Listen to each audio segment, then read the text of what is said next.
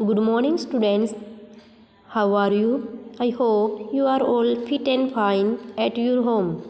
Today we revise chapter 9 Bharat की खोज पुस्तक का 9 चैप्टर। दो पृष्ठभूमियाँ। कौन सी दो पृष्ठभूमियाँ? भारतीय और अंग्रेजी पृष्ठभूमि जो इसकी भूमिका का आधार होती है। ठीक है बच्चों, हम भारतीय और अंग्रेजी के विषय में हम पढ़ेंगे, अंग्रेजों के बारे में, दो पृष्ठभूमियों के बारे में। आइए हम शुरू करते हैं। भारत में अगस्त सन 1942 में जो कुछ हुआ वह आकस्मिक नहीं था, यानी कि अचानक नहीं हुआ था। वह पहले से जो कुछ होता आ रहा था उसी की चरम परिणति थी, यानी कि उसकी नीति बन चुकी थी। इसके बारे में आक्षेप, आलोचना और सफाई के रूप में बहुत कुछ लिखा जा चुका था और बहुत सफाइयाँ दी जा चुकी थी। फिर भी इस लेखन में से असली बात गायब थी।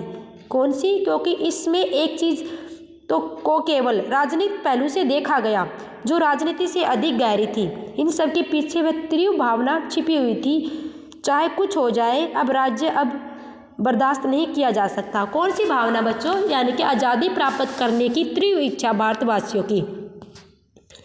व्यापक उथल पुथल और उसका दमन, जनता की ओर से अकस्मात असंगठित प्रदर्शन और विस्फोट, जिसका अंत हिंसात्मक संघर्ष और तोड़फोड़ में होता था। जबरदस्त और शक्तिशाली हथियारबंद सेनाओं के विरुद्ध भी लगातार चलते रहे। इससे जनता की भावनाओं की तीव्रता का पता लगता है, यानी कि सभी भारतीय जनताओं ने एक साथ इकट्ठा होकर संघर्ष करना सोचा अंग्रेजों के विरुद्ध। यह भावना उनके नेताओं की गिरफ्तारी से पहले भी थी, लेकिन इन गिरफ्तारी और उसके बाद अक्सर होने वाले गोलीकांड ने जनता में क्रोध को भड़का दिया था। यानी कि बच्चों, जो आंदोलन के मुख्य नेताओं को गिरफ्तार करने के बाद जनता और भी अधिक क्रोधित हो गई थी। वे इतने क्रुद्ध और उत्तेजित थे कि चुप नहीं बैठ सकते थे। ऐसी परिस्थितियों में स्थानीय नेता सामने आए। कुछ समय के लिए उनका अनुसरण किया गया, लेकिन उन्होंने भी जो निर्देश दिए वे काफ़ी नहीं थे। वे अपने मूल रूप में केवल एक सहज जन आंदोलन था। पूरे भारत में 1942 में युवा पीढ़ी ने, विशेष रूप से विश्वविद्यालय के विद्यार्थियों ने, हिंसक और शांतिपूर्ण दोनों तरह की कार्यवाही में अपना महत्वपूर्ण काम किया। जो भारत छोड़ो आंदोलन चला गया 1942 में बच्चों, उसमें विद्यार्थियों का महत्वपूर्ण योगदान रहा। उन्होंने शांतिपूर्ण और हिंसक दोनों तरह से अपना योगदान उस आंदोलन में दिया। इस प्रकार बच्चों, इस तरह 1857 के गदर के बाद, जो 1857 की क्रांति ना, उसके बाद पहली बार भारत में ब्रिटिश राज के ढांचे को बलपूर्वक चुनौती देने के लिए, लेकिन यह बल निहत्था था, यानी कि हथियार नहीं थे इनके पास। बहुत बड़ी जनसंख्या उठ खड़ी हुई थी। यह चुनौतीपूर्ण मूर्खता और बेमौके थे, क्योंकि दूसरी ओर सुसंगठित हथियारबंद सैनिक शक्ति थी। यह सैनिक शक्ति इतिहास में पहले किसी अवसर की तुलना में कहीं अधिक थी। उस भीड़ ने न तो युद्ध द्वंद्व की तैयारियां की थी और न ही उसके लिए समय का चुनाव खुद किया था। यह स्थिति उनके सामने अनजाने में ही आ गई। तत्कालिक प्रतिक्रिया के रूप में भले ही वह प्रतिक्रिया नासमझी से भरी हो या गलती से रही हो, लेकिन उससे भारत की स्वतंत्रता के लिए उन्होंने अपने प्रेम और विदेशी शासन के विरुद्ध अपनी घृणा को प्रकट किया। यानी कि भारत का जो सैनिक दल था एक साथ इकट्ठा होकर, एकजुट होकर बच्चों आज़ादी के लिए संघर्ष कर रहा था। सन 1942 के दंगों में पुलिस और सेना की गोलीबारी में मारे गए और घायल लोगों की संख्या के अनुमानित सरकारी आंकड़े तैयार किए गए। कैसे सरकारी आंकड़ों में क्या बताया गया बच्चों?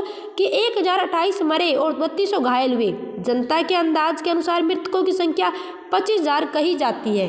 यानी कि जो पब्लिक थी उसने क्या किया, 25,000 लोग मारे गए, पर यह संख्या भी संभवित अतिरंजित थी। शायद 10,000 की संख्या ज़्यादा सही होगी। यह साधारण बात थी। कैसे बहुत से शहरी और ग्रामीण क्षेत्रों में ब्रिटिश शासन खत्म हो गया। 1900 पर दोबारा विजय पाने में उसे कई दिन और कई हफ्ते लग गए, पर ऐसा विशेष रूप से बिहार के मिदनापुर जिले में और संयुक्त प्रांत के दक्षिण पूर्वी जिलों में हुआ। यह बात ध्यान देने की है कि संयुक्त प्रांत के बलिया जिले में, जिसे दोबारा जीतना पड़ा, भीड़ के खिलाफ शारीरिक हिंसा या लोगों की चोट पहुंचाने की कोई गंभीर शिकायत नहीं मिली। यानी कि बच्चों सरकारी आंकड़े तैयार किए गए, कितने लोग युद्ध में मारे गए, कितने घायल हुए, और सरकारी आंकड़ों में बच्चों ये संख्या कम बताई गई आम जनता के मुकाबले। आगे देखिए, इस युद्ध का भारत पर क्या प्रभाव पड़ा। भारत की बीमारी यानी कि अकाल आ गया। भारत बहुत बीमार था, तन और मन दोनों से, जबकि लड़ाई में कुछ और ही बहुत फले फूले थे। दूसरों पर बोझ चरम सीमा तक पहुंच गया और इसकी भयानक स्मृति दिलाने के लिए अकाल पड़ा, यानी कि याद दिलाने के लिए अकाल सूखा पड़ गया बच्चों। दूर दूर तक विस्तृत अकाल का प्रभाव बंगाल और उसके पूर्वी तथा दक्षिणी भारत पर पड़ा।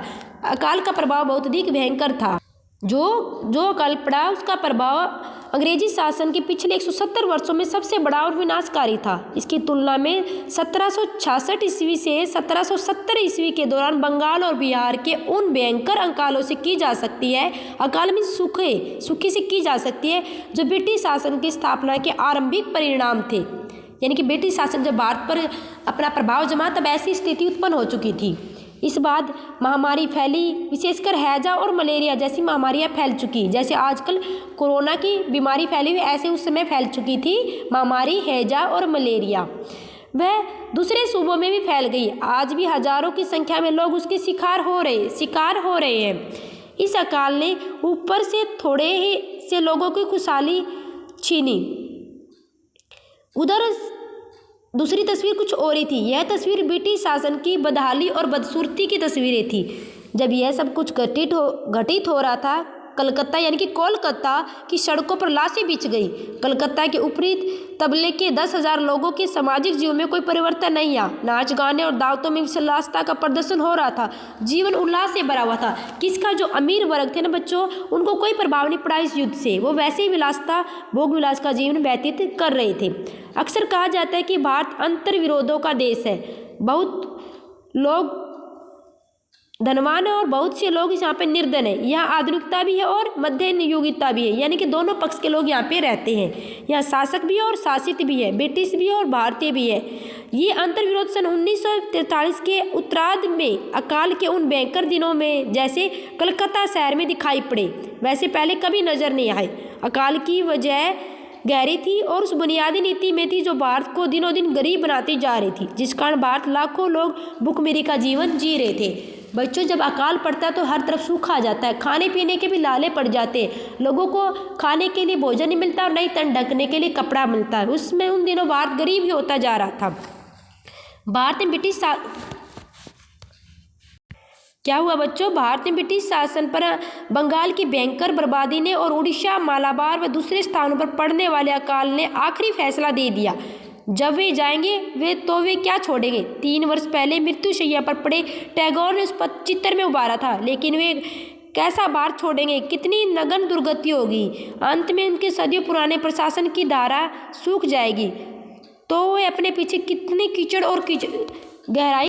बच्चों, रविंद्रनाथ टैगोर ने भी ये बता दिया था कि भारत की स्थिति उस समय कैसी होगी।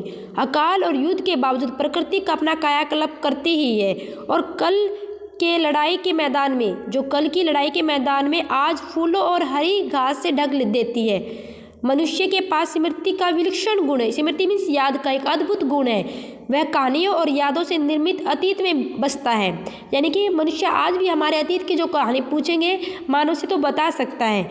यह वर्तमान इससे पहले कि उसका बोध हो अतीत में खिसक जाता। आज जो बीते हुए कल की संतान है, खुद अपनी जगह अपनी संतान आने वाले कल को दे जाता है। कमज़ोर आत्मा वाले समर्पण कर देते हैं, वे हटा दी जाते हैं, लेकिन बाकी लोग मशाल को आगे लेकर चलते हैं, आने वाले कल के मार्ग दर्शकों को सौंप देते हैं। जो कमज़ोर लोग होते हैं बच्चों, वो अपना रास्ता बदल लेते हैं, लेकिन जो हिम्मत वाले व्यक्ति होते हैं, जिनके हौसले बुलंद होते हैं, वे इस आज़ादी की मशाल को आगे लेकर बढ़ते चले गए।